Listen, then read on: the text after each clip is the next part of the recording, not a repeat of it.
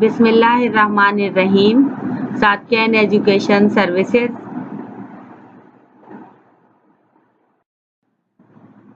This is for class 9th metric, subject physics, chapter number 6, equilibrium. Book page number 85-86, session number 1. Assalamu alaikum dear students. I hope that you all will be fine by the grace of Almighty Allah. Today we will start chapter number 6, equilibrium. What is equilibrium? A body that is either at rest or moving with uniform speed in a straight line or rotating with a uniform speed is said to be in equilibrium.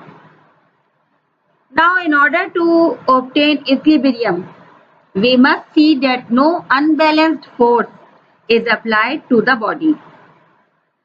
Generally, a number of forces act on a body, but they are balanced to give a resultant force equal to 0. Now, let's see what is the definition of equilibrium.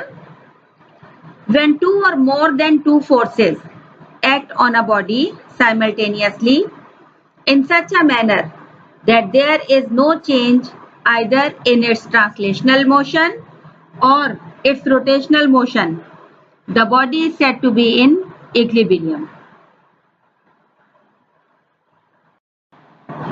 Types of equilibrium.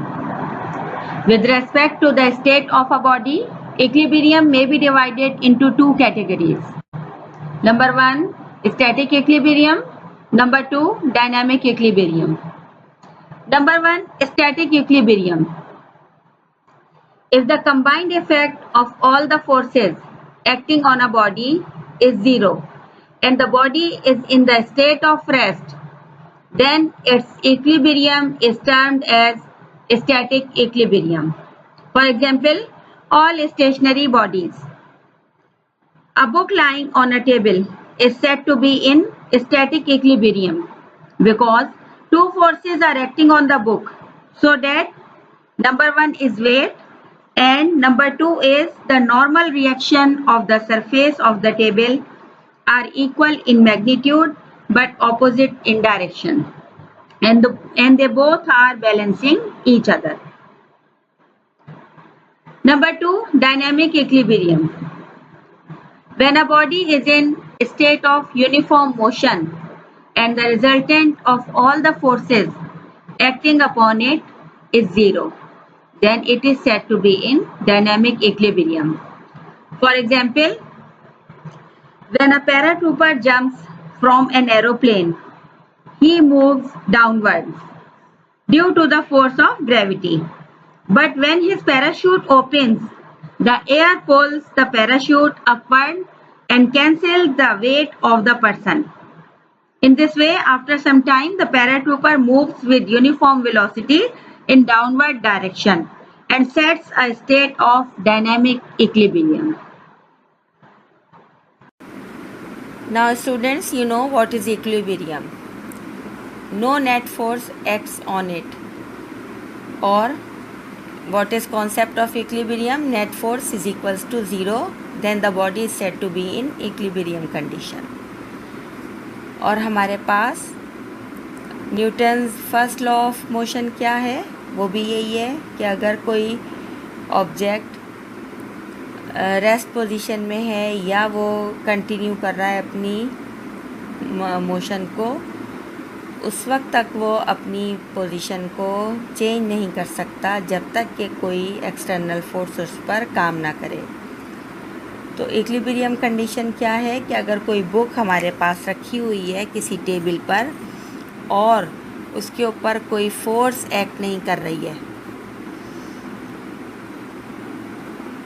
तो वो equilibrium condition में रहेगी। ये इसका wait इसको नीचे push कर रहा है और ये नॉर्मल रिएक्शन आर इसको ऊपर बैलेंस करता है। Body is said to be in equilibrium condition. Now what are parallel forces. अब हम देखेंगे कि पैरेलल फोर्सेस क्या होती हैं और उसमें लाइक और अनलाइक पैरेलल फोर्सेस क्या होती हैं। What are parallel forces?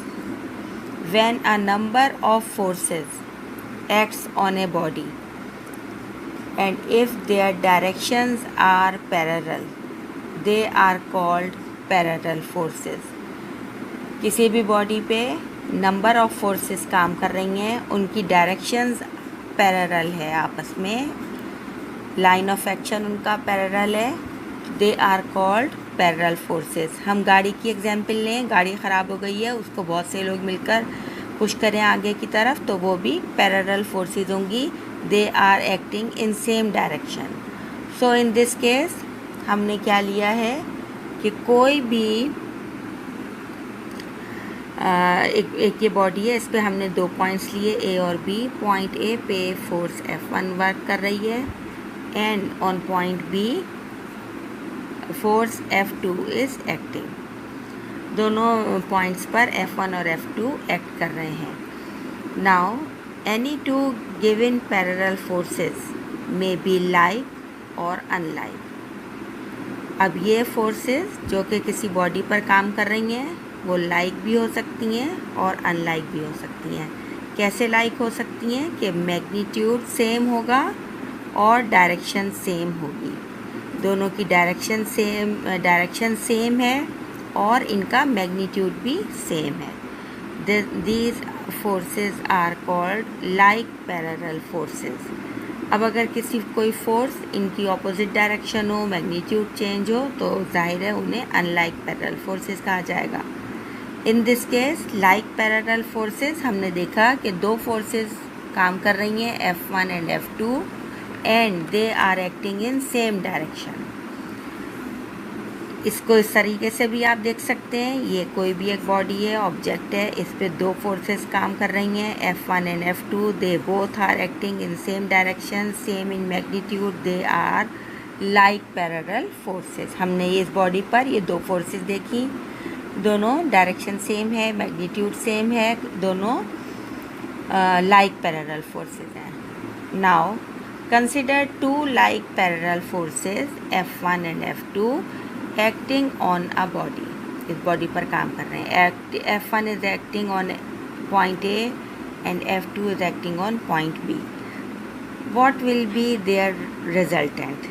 Resultant क्या होता है? अगर 2 फोर्सेस सेम डायरेक्शन में कर रही हैं, उनका रिजल्टेंट होता है F1 प्लस F2. दोनों को ऐड किया जाएगा, that will be their resultant force. So in this case here resultant force R is also equals to F1 plus F2. इन दोनों forces का resultant क्या होगा?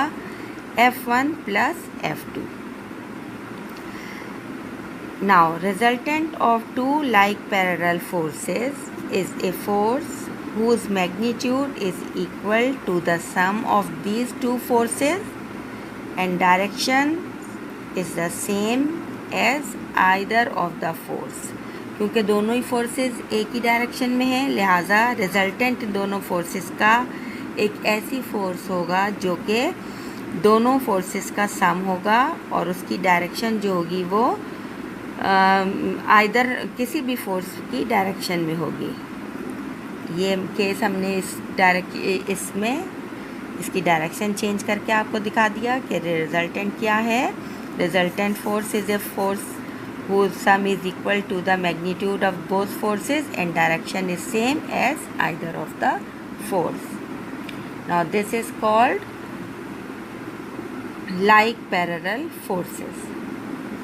Now what is unlike parallel forces?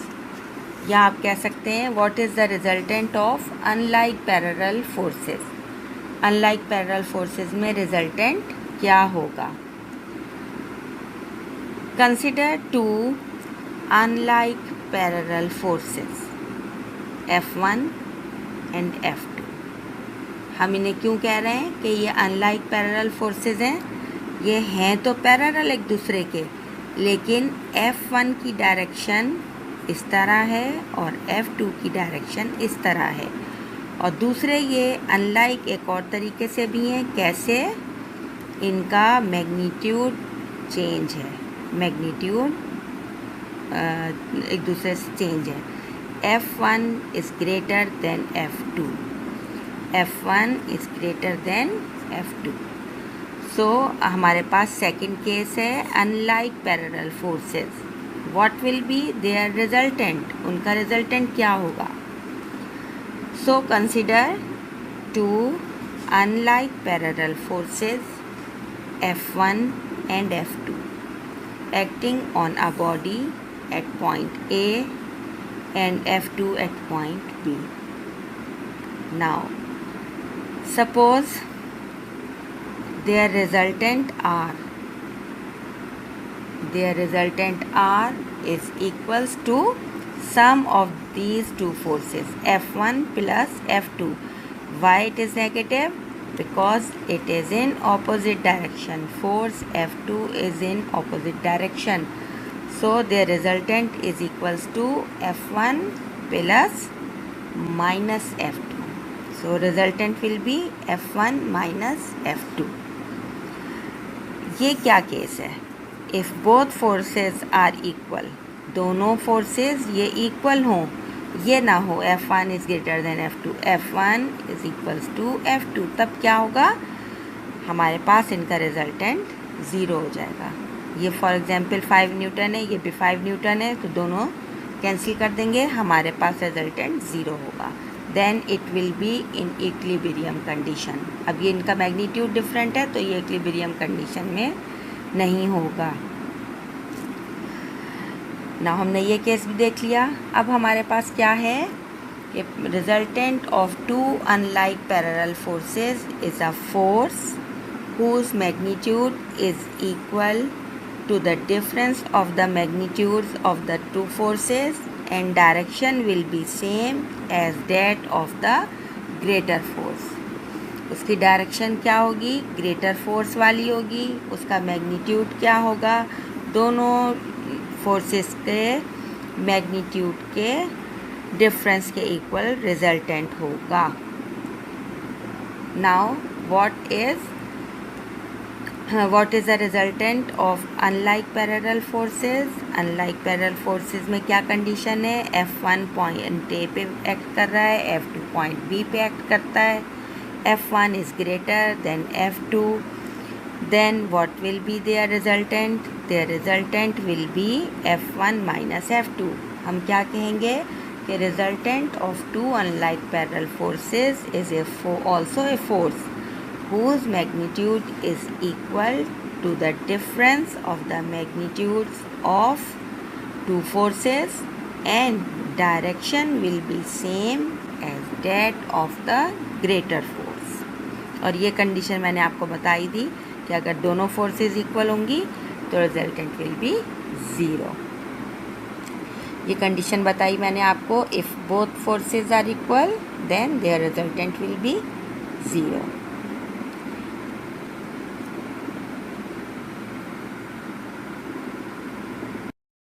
What are parallel forces?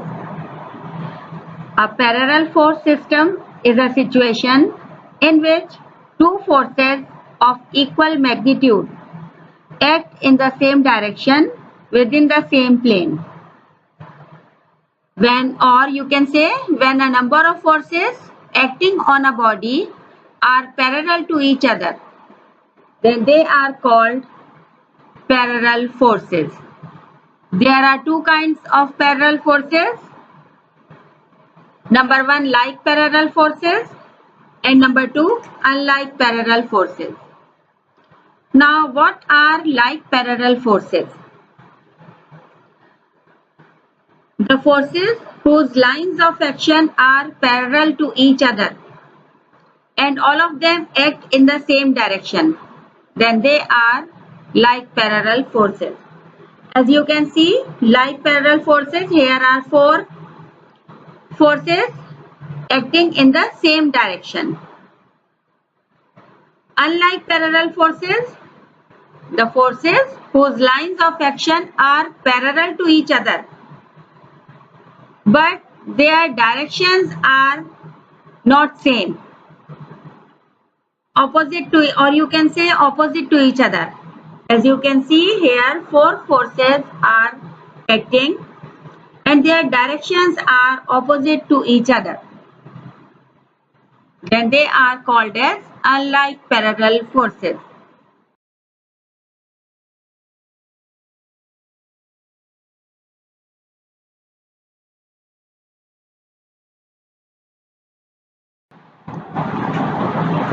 It is your homework. Question number 1. What is equilibrium? Define static and dynamic equilibrium with examples. Question number 2. What are parallel forces? What do you understand by two like and unlike parallel forces? Learn and write these questions in your copy. First of all, fill up index. Then do this work with proper diagram. I hope that you can understand this. Thank you, students. Allah Hafiz.